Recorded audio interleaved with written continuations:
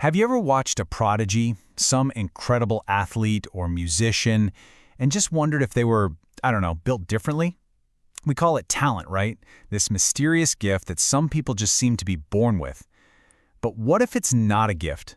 What if talent is actually a code that anyone can learn to crack? Well, today, we're going to dive in and see how greatness isn't born, it's grown. For centuries, the answer to this question seemed pretty obvious. It's in your genes. You either win the genetic lottery or you don't. But that simple answer starts to fall apart when you actually look at where extraordinary talent pops up in the world. You start to see these strange, unlikely clusters. I mean, just think about it. You've got 15th century Florence, a tiny city that unleashes this wave of artistic genius that literally defines the Renaissance. Or São Paulo, Brazil, which feels like a non-stop factory for the world's best soccer players. And then there's South Korean women's golf. In 1998, they had one pro on the tour. Just a few years later, 45. These are not just random coincidences. They're talent hotbeds, and they completely defy the idea that this is all just genetics. Okay, so if it's not a lottery, what is it? Well, it's a code, a repeatable pattern of very specific actions. And to crack this code, our first clue isn't found in those dazzling final performances we all see. No, it's hidden in the gritty, frankly unglamorous reality of how these experts actually practice. We tend to think of practice as graceful, smooth repetition. But when you actually peek inside these talent hotbeds, what you see looks a whole lot less like grace and a lot more like struggle. The practice in these places isn't fluid at all. It's slow. It's full of stops and starts. As this one observer put it, it's a rhythmic pattern of botches. You see, they're intentionally working right at the very edge of their abilities. They're going to that place where they know they're going to make mistakes, so they can stop, pull it apart, and fix it. Okay, so check out this perfect example. A 13-year-old clarinet player named Clarissa. Researchers watched her practice for just 6 minutes. She'd play a little bit, hit a wrong note, and stop, dead in her tracks. She'd analyze it, figure out the fix, and play it again, correctly. In the moment, it probably sounded awful, but in those 6 minutes, she achieved what would normally take about a month of regular practice. She wasn't practicing harder, she was practicing deeper. And this principle works on all of us. Let's do a quick experiment. Just look at these 2 columns of words. Now, which set of words do you think you'll remember better in a few minutes? Well, studies show it's not even a contest. You're 3 times more likely to remember the words on the right. Why? Because for just a microsecond, your brain had to struggle to fill in those blanks. That tiny little bit of effort is what actually forges the memory. Okay, so we figured out how they practice, with this really deep, targeted struggle. But that just brings up an even bigger question, right? Why? Why does it work? What is physically happening inside our brains that transforms all that struggle into actual skill? The answer isn't some kind of metaphor, it's a real physical substance inside all of our heads. And you can think of it as your brain's own personal biological broadband. It's called myelin. It's this fatty tissue. And neurologists now believe it's the foundation of all human skill. See, every single thing we can do, walking, talking, swinging a golf club, it's all controlled by a specific circuit of nerve fibers in our brain. And myelin is the insulation that wraps around that circuit. And here's why that insulation is a total game changer.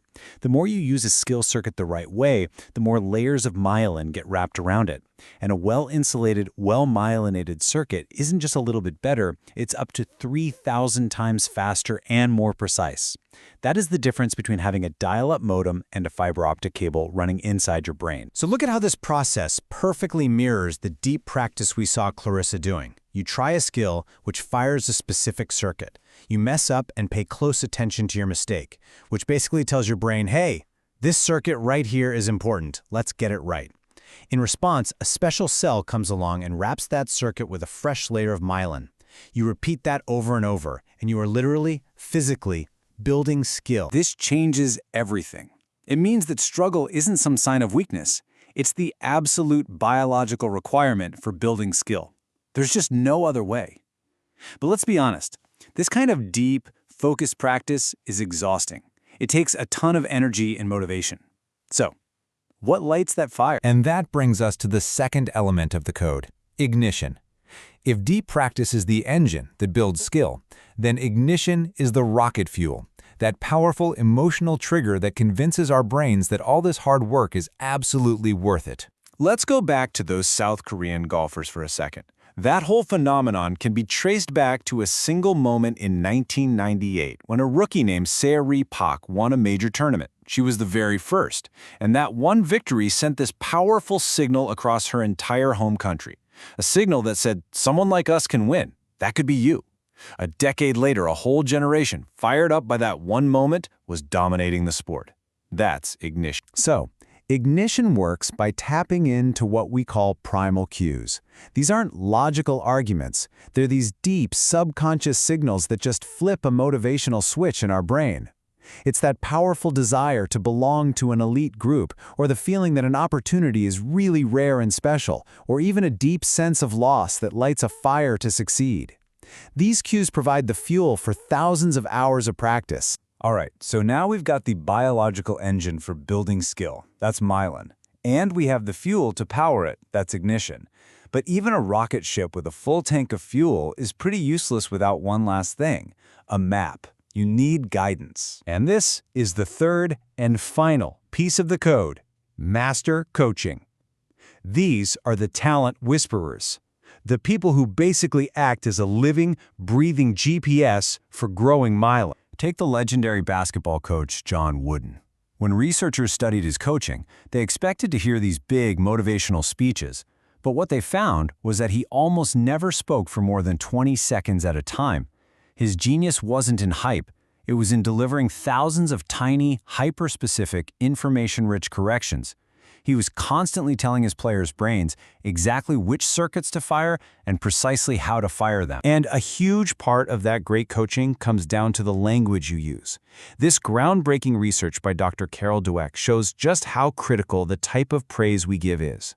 When you tell someone, wow, you're so smart at this, you actually teach them to be afraid of making mistakes. But when you say, wow, you must have worked really hard at that, you teach them to love a good challenge. You're telling them that the struggle, that's the whole point. And the results are just, wow, they're striking. In her study, Dweck gave all the students a test that was designed to make them fail. Afterward, their paths went in completely opposite directions. The students who were praised for their intelligence, their scores actually dropped on the next test. They gave up. But the students who were praised for their effort, they dug in even deeper, and their scores went up. The right coaching creates what we call a growth mindset. So there it is, the code, cracked. It's a three-part system that works together. You have deep practice, which builds the skill circuit through that focused, error-driven repetition. You have ignition, which provides the emotional rocket fuel for the journey.